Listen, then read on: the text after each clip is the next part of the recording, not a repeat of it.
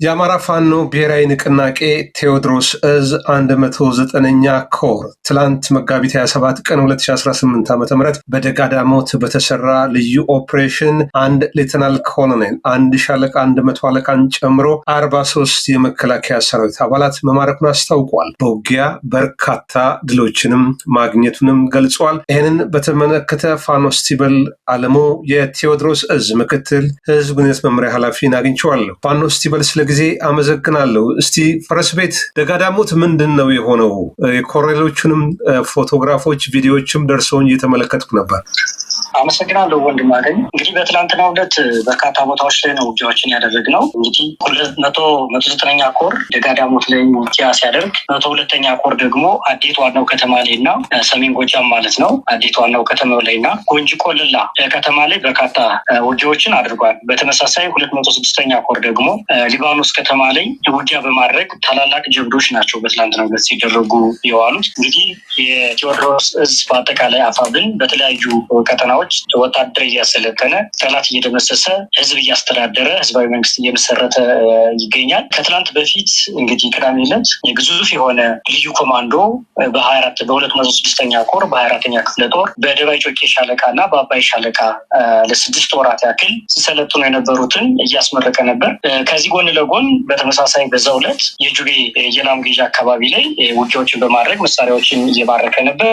እንግዲህ በትላንትናው ዕለት ደግሞ ግዙፍ የሆነ ውጊያዎች ናቸው የተደረጉት። በተለይ የተጠኑና የታቀዱ የጠላትን ቅስም ሊሰብሩ የሚችሉ ውጊያዎችን ነው ስናደርግ ይዋል ነው። እንግዲህ አንደኛው አንተ ትላንትና የጠቀስከው ደጋዳሞት ላይ የተደረገ ውጊያ ነው። እንግዲህ እዚህ ውጊያ ላይ 109ኛ ኮር በተለይ የ99ኛ ክፍለ ጦር እና አጠቃላይ የቴዎድሮስ ኮማንዶ ዩኒት በጋራ በመሆን ፈረስ ቤት ከተማ ላይ ባደረጉት ኦፕሬሽን ከተማዋን ሙሉ በሙሉ ነፃ በማውጣት ኮሎኔሎችን እና ሻለቃዎችን፣ 100 አለቃዎችን መማረክም መደምሰስም የተቻለበት ውጊያ ያደረግነው ወታደራዊ አቅማችንን በደንብ በማጠንከር በቀላል ደቂቃ ውስጥ በቀላል ጊዜ ውስጥ የጠላትን ምሽግ በመሰባበር በቁጥጥር ውስጥ በማድረግ ሙሉ በሙሉ በሚባል ደረጃ መደምሰስ የቻልንበት ሁኔታ ነው ያለው። እንግዲህ የጠላት ዙ23 በሽመቶ በመጠቀም ነው እንግዲህ ቀጠናው ሲያስስ የዋለው ትላንትና ከአቅሙ በላይ በመሆኑ የእግረኛ ጦሩን ሙሉ በሙሉ እያፈራረስን ነው እየደመሰስ ነው ስለተገኘ እንግዲህ ዛሬ ላይ ደግሞ የጀቶችን እና የድሮን እና የዙ23 በመጠቀም ስንፋለም ውለናል ማለት ነው። ነገር ግን ጀት እና ድሮን ያልበገረው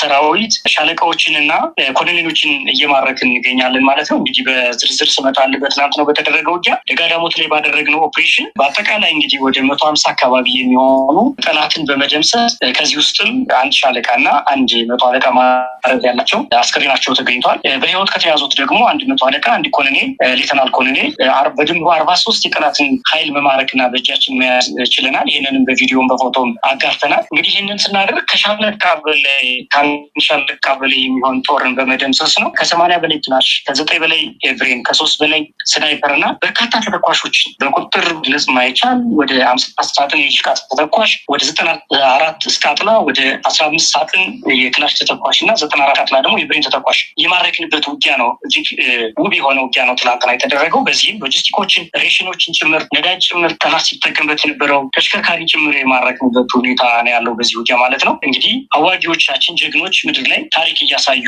ያለበት ሁኔታ ነው ያለው። ነገር ግን ትናንትና በተመሳሳይ ታምር የሚያስብር ውጊያ ያደረገው 102ኛ ኮር ነው። በተለይ አዴት ላይ እና ጎንጂ ቆለላ ላይ በርካታ የሚባል የጠላትን ኃይል በመደምሰስ የቡድን መሳሪያውን፣ የነፍስ ወከፍ መሳሪያውን፣ ሎጂስቲኩን ሳይቀር ተሽከርካሪዎችን በመማረክ ፖሊስ ጣቢያውን መቆጣጠር ተከዝኖ የነበረን የጠላት መሳሪያ በመማረክ ታላቅ ጀብድ ተፈጽሟል ማለት ነው። እንግዲህ ጎንጂ ቆለላ ላይ የ102ኛ ኮር አባላት ታምር ሲሰሩ ውለዋል ማለት ነው። በዝርዝር እንደ ቅድሙ ለማየት ያክል እጅግ በጣም አስደማሚ የሆነ ለወደፊትም ለትላልቅ ኦፕሬሽኖች ሊጠቅም የሚችል ሎጂስቲክ ያገኘንበት ውጊያ ነው ይሄ ውጊያ። እንግዲህ አዴት ሰሜን ጎጃም አዴት ላይ 159 የነፍስ ወከፍ መሳሪያዎችን ነው እንግዲህ በአንድ መረከብ የቻልነው። አጠቃላይ ካዝናውን የአዴት ከተማ ፖሊስ ጣቢያን በመቆጣጠር ነው እንግዲህ ይህንን መስራት የቻልነው። ልዩ ኦፕሬሽን ነው የተሰራው። ትልቅ ጥናት ተደርጎ ነው ይህን መስራት የቻልነው። 14800 የብሬን ተተኳሾችን እና 14984 የክላሽ ተተኳሾችን ወደ 61 የጅቦም ወደ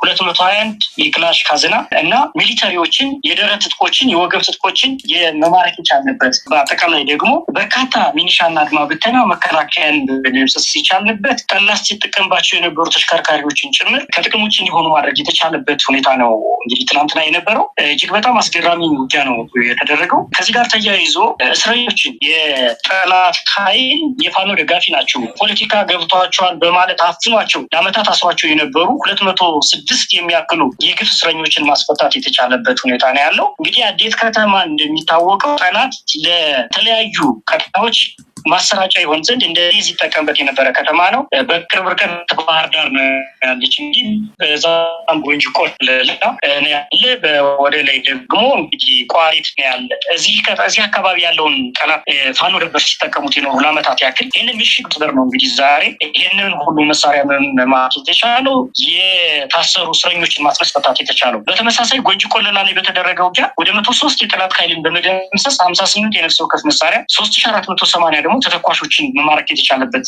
ውጊያን ያደረግነው እንግዲህ በትላንትናው ዕለት ማለት ነው። እጅግ በጣም አስደማሚ ውጊያዎችን ነው ያደረግን። እዚህም በጣም ኮርተናል። እንግዲህ በጥቅሉ እንኳን ስናየው በዚህ 201ኛ ኮር ያደረገውን ውጊያ 217 የነፍስ ወከፍ መሳሪያ ነው መማረክ የተቻለው። ወደ 32264 ተተኳሽ ነው መማረክ የቻልነው። እንግዲህ ፋኖ በቂ የሆነ ሎጂስቲክ፣ በቂ የሆነ መስድቅበት ያሰለጠናቸውን የሚያወጣበት ሎጂስቲኮችን እየማረከ ያለበት ሁኔታ ነው ያለው።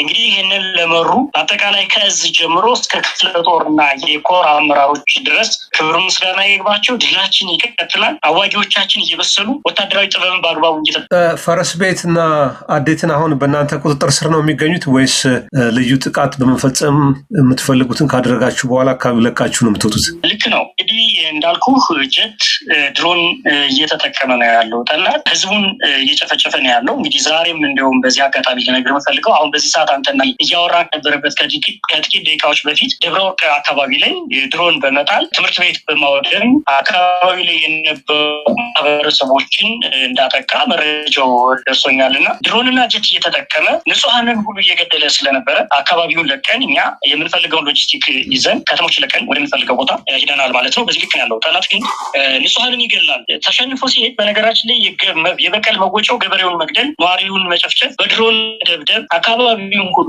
ንጹሐን አሉበት የሉበትም፣ ነፍሰ ጡር ያለበት የለበትም፣ ቄስ ነው ነው ሳይ በሙሉ ልዩነት ሳይፈጥር ሙሉ በሙሉ እየጨፈጨፈ ስለሆነ የምንፈልገውን ሎጂስቲክ እንደተቀበልን ቀጣውን ለቀን ወጥተን እንገኛለን። ነገር ግን የውር ድንብር ጉዞ እየተጓዘ ነው ያለው። ኦልሬዲ መሸነፉን ያረጋገጠ ጠላት በእግረኛ ሰራዊት ሙሉ በሙሉ ስለተደመሰሰ አሁን ያለውን አንድዬ ተስፋ ነው እየተጠቀመ ያለ። እሱ ደግሞ የሰማዩ ነው። እሱም ድሮንና ጀት ነው እየተጠቀመ ያለው። እንግዲህ ጠላት እስከዛሬ ድረስ ተጠቁት አያውቅም። ምናልባትም በጣሊያን ወረራ ጊዜ እንዲህ አይነት ጉንቦችን አላየንም። ከዛም በፊት ኢትዮጵያን የወረራ ጠላቶች እንደዚህ አይነት በህዝብ ላይ ሊያደርጉ ይቅርና ሜዳ ላይ ለማስፈራራት አልጣሉትም ነበር። አሁን ግን በአንደኛው የዓለም ጦርነት ጊዜ ተሰርተው ለህዝብ ጨፍጫ ናቸው ተብለው የተጣሉ ቦምቦችን ነው ዛሬ አብይ አህመድ ከተለያዩ ሀገራት እያመጣ ህዝቡን እየጨፈጨፈ ያለው እና ይህንን ጭፍጨፋ ለመታደግ ስንል ከተሞችን ለቀን ወደምንፈልገው አቅጣጫ ሄደናል። ወንድማገኝ በጣም ጥሩ። ምርኮኞቹንስ በተመለከተ ምንድነው ያሰባችሁት?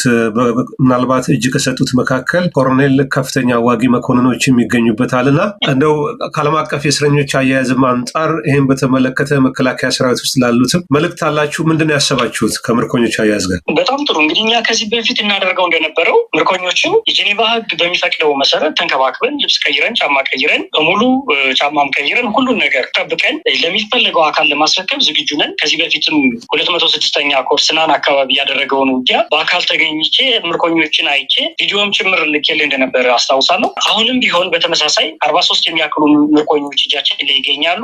የትኛውም አካል መጥቶ ሊረከበን የሚችል አካል ካለ ለማስረከብ በጣም ዝግጁ ነን። ከዛ ውጭ ግን የማይረከባቸው ከሆነ ተገቢውን የሆነ የፖለቲካ ስልጠና እንዲያገግሙ ደግሞ ቁስላቸውን እንዲያገግሙ ካደረግን በኋላ ወደ ቤተሰቦቻቸው የምንልካቸው መሆኑን በእርግጠኝነት ነው የምነግርህ። ነገር ግን እንደሚታወቀው በርካታ የሆነ ሰራዊት ነው በዚህ ውጊያ ላይ ያለቀው። ከእናት ጉያ እያመጣ ከስራ ቦታ ላይ ከመዝናኛ ቦታ ላይ ከትምህርት ቤት ላይ ነው እንግዲህ እያፈነ እያሰለጠነ የአማራን ለመጨፍጨፍ እየማገዳቸው የሚገኙ። እንግዲህ እንደሚታወቀው አብይ አህመድ እያሰልፈው ያለው ሰራዊት ኦልሬዲ ለራሱ ስልጣን ብቻ ነው።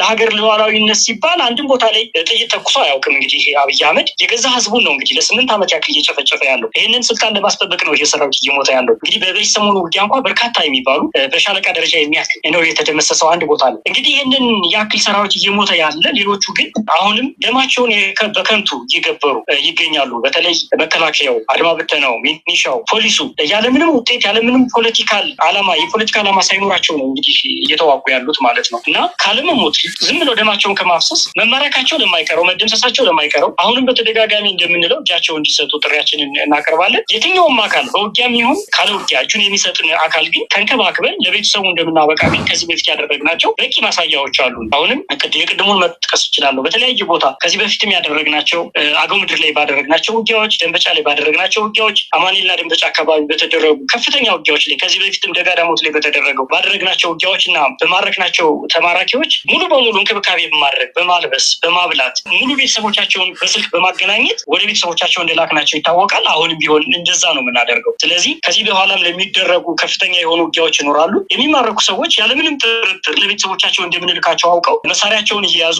እጃቸውን እንዲሰጡ ጥሪ ያስተላልፋለሁ። ይሄም እድል ግን ከዚህ በላይ እድል አላቸው። በተለይ በራሳቸው ፍላጎት የሚመጡትን ብር ጭምር በመስጠት የመሳሪያ ዋጋ ጭምር በመክፈል 50 እና 60 ሺህ ብር ከፍለን ቤታቸው ድረስ የሚደርሱበት ትራንስፖርት ዋጋ እየከፈልን እንደምንሰዳቸው ከዚህ በፊትም ስናደርገው የነበረ ነው። አሁንም እናደርጋለን። ስለዚህ ይህንን መሰረት አድርገው የትኛውም የአብይ አህመድ ሰራዊት እጁን ወደኛ እንዲሰጥ ወደ ፋኖ እንዲሰጥ ስል ጥሬን አስተላልፋለሁ። ወንድማገኝ በጣም አመሰግናለሁ። ፋኖ እስቲበል አለሙ የአማራ ፋኖ ብሔራዊ ንቅናቄ ቴዎድሮስ እዝ ምክትል ህዝብነት ኃላፊ፣ በዚህ ጉዳይ ለሰጠኸኝ መረጃ ማብራሪያም በሚስ ተመልካች ስም ከልብ አመሰግናለሁ። አመሰግናለሁ። ሰላም። ክቡራትና ክቡራን ተመልካቾቻችን ትላንትና በደጋዳሞት የተካሄደውን ውጊያ አስመልክቶ የአማራ ብልጽግና ከፍተኛ ባለስልጣን እንዲሁም ወታደራዊ ኮማንድ ፖስት ከመከላከያ በጉዳዩ ምላሽ ማብራሪያም እንዲሰጡን ያደረግነው ሙከራ አልተሳካም። ከተሳካ ይዘን የምንመለስ ይሆናል።